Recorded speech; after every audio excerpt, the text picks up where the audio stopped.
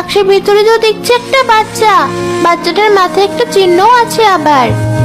এত সুন্দর ফুটফুটে একটা বাচ্চা কিভাবে ফেলে রেখে গেল? এক কাজ করি, ওকে আমার বাড়িতে নিয়ে যাই। এখানে রেখে গেলেও বাঁচবে না।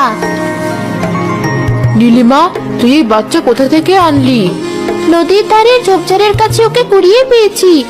ওকে ওখানে ফেলে আসলে যদি ভয়ানক কোনো প্রাণী আক্রমণ করে বসে, তাই সাথে নিয়ে আসলাম। ভালো করেছিস। আমারও ইচ্ছে ছিল একটা ছেলে সন্তান থাকবে, আর তোর একটা ছোট ভাই থাকবে। বিধাতা ওকে পাঠিয়ে আমার মনের ইচ্ছা পূরণ করেছে।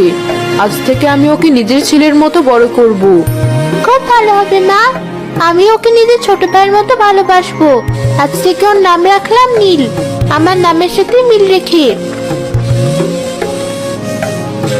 নীল তার মা আর বোনের কাছে ধীরে ধীরে বড় হতে থাকলো।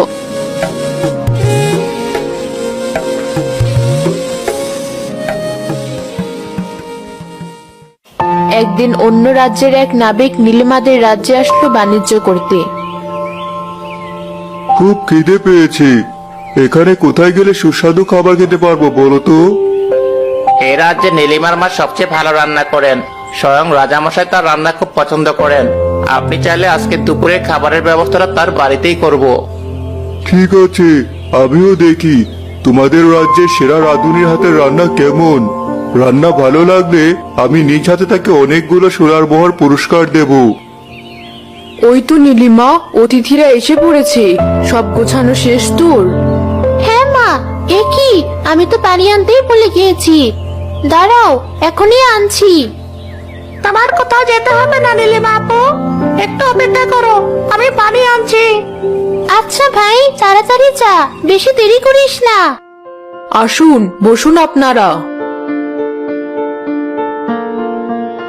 বাহ, অনেক খাবারের আয়োজন করেছেন দেখছি। আমাদের মতো নাবিকেরা সমুদ্রে যেহেতু বেশিরভাগ সময় থাকে, ভালো খাবার খাওয়ার সুযোগ তাদের জীবনে খুব কম আসে। আপনার এত আয়োজনও আমাদের জন্য কম পড়তে পারে। চিন্তা করবেন না, যথেষ্ট খাবার আছে আপনাদের জন্য। আপনারা পেট ভরে খান। ঠিক আছে, আপনি বলছেন যেহেতু, সবাই শুরু করো।